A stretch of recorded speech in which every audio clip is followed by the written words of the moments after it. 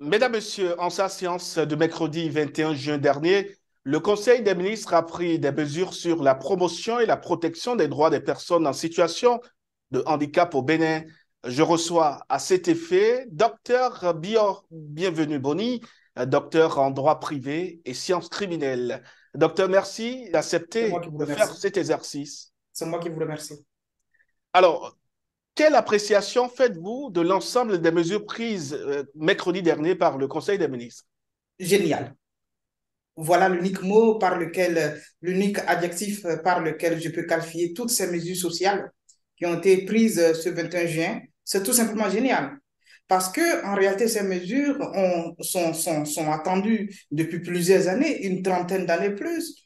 Le combat en ce qui concerne la promotion et la protection des droits des personnes handicapées ne date pas d'aujourd'hui. Depuis 1993, nous avons des aînés se sont battus à divers niveaux pour que ces mesures sociales normatives soient prises.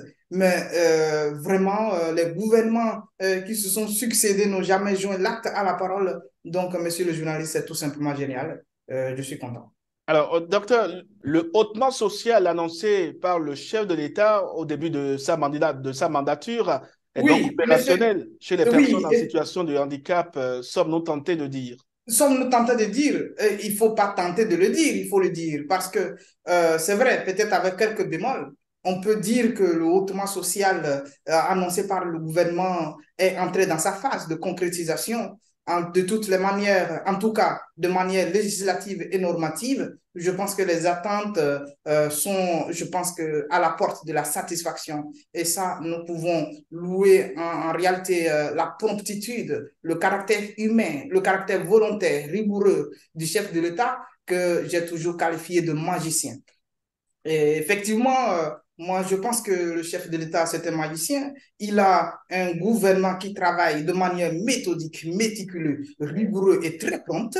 Et ça, je pense qu'on peut en vouloir au chef de l'État, on peut lui reprocher tout, sauf, n'est-ce pas, son caractère méthodique et sa volonté de porter notre nation vers un développement plus rassuré. Et il y a plusieurs de ces mesures sociales-là qui ont été annoncées, qui ont été concrétisées, telles que l'appui des personnes handicapées en ce qui concerne l'entrepreneuriat et également on accorde l'exonération des parts patronales aux employeurs qui acceptent d'employer les personnes handicapées afin de les inciter, n'est-ce pas, à faire mieux. Quand on articule ces deux lois, il y a problème.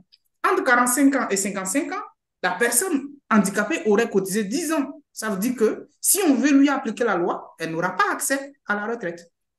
Et donc, je pense que la loi n'a pas été prévoyante sur ce point. Donc, en repoussant l'âge, la limite d'âge, c'était également de trouver un aménagement en ce qui concerne la retraite.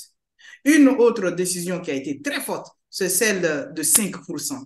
On a accordé 5% de quota pour le recrutement à la fonction publique. C'est dire que si l'État veut recruter 100 personnes, il doit avoir 5% de personnes handicapées dans la liste de ceux qui vont réussir, mais à la limite, bien évidemment, de leurs compétences. Et vous voyez, c'est également un acte louable. Mais on peut se poser la question de savoir qu'en est-il alors du secteur privé, monsieur le journaliste? Vous voyez, au niveau du secteur privé, mais la fonction publique recrute combien de personnes au Bénin? Mais carrément, le pourvoyeur d'emploi au Bénin, c'est bien évidemment le secteur privé.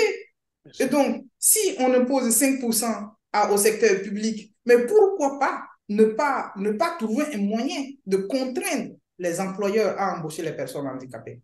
Bon, le décret s'est contenté de dire, et oui, nous allons réduire ou exonérer les parts patronales aux employeurs qui s'investissent à employer la personne handicapée. Oui, c'est une incitation, mais sauf que, monsieur le journaliste, il faut que je vous dise, cette incitation est déjà disponible dans le Code du travail de 1998, en son article 32 et 33.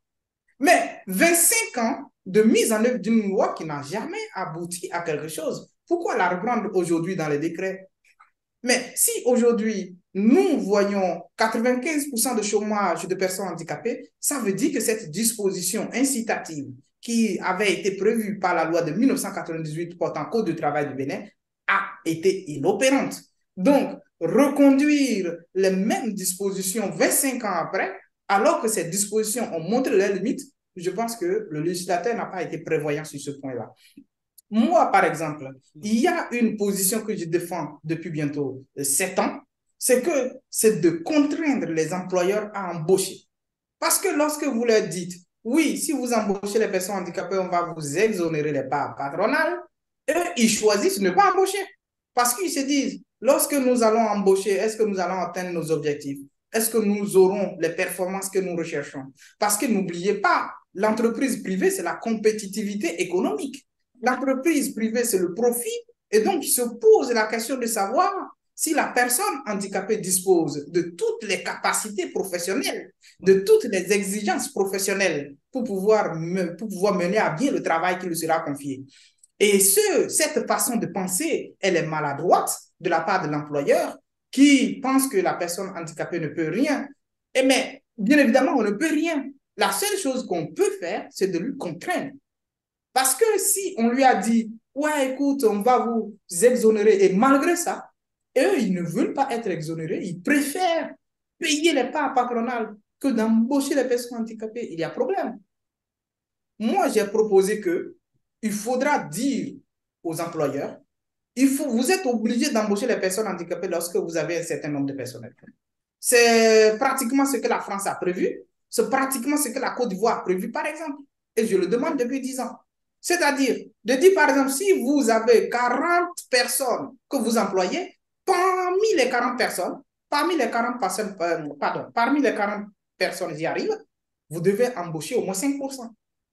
Et oui, ça veut dire que si vous avez 50, 40 personnes employées à votre charge, parmi ces 40 personnes, il faut qu'il y ait forcément une personne handicapée.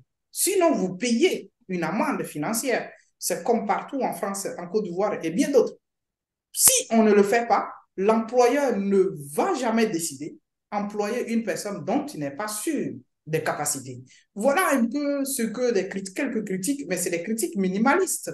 Il y en a bien encore sur toutes ces mesures-là, et beaucoup de critiques, mais nous n'avons pas le temps pour que je vous expose tout ça. Alors, docteur, bienvenue. Ce sera votre mot de fin, un mot à l'endroit du gouvernement pour avoir pris toutes ces décisions en faveur des personnes en situation de handicap au Bénin. Oui, mon mot de fin, c'est de dire merci au président Patrice Talon et à ses collaborateurs. Je vous assure que c'est un ouf de soulagement. C'est vrai, nous ne sommes pas encore à la destination, mais monsieur le journaliste, je le dis du fond du cœur, nous sommes très contents. Nous sommes très contents pour cette avancée et je pense que nous faisons partie des pays pionniers en matière de handicap pendant longtemps. Et le président Patrice Talon vient de le démontrer une fois encore. Mais au-delà, il a pu démontrer qu'en ce qui concerne le social en République du Bénin, il avait dit que c'était un quinquennat social. Il a tenu à ses promesses, comme d'autres qu'il a tenu. Mais j'aimerais dire franchement que le président Patrice Talon, et j'aimerais que vous le reportez comme ça fidèlement, c'est un magicien en matière de développement économique et en matière de bonne gouvernance. Merci à vous, docteur Bienvenu Boni. Je rappelle que vous êtes docteur en droit privé et sciences criminelles et Oui. handicapé visuel. Il a été question au cours de cet entretien des mesures prises par le gouvernement par rapport à la promotion et la protection des droits des personnes en situation de handicap au Bénin. Docteur, merci infiniment. C'est moi qui vous remercie. Merci.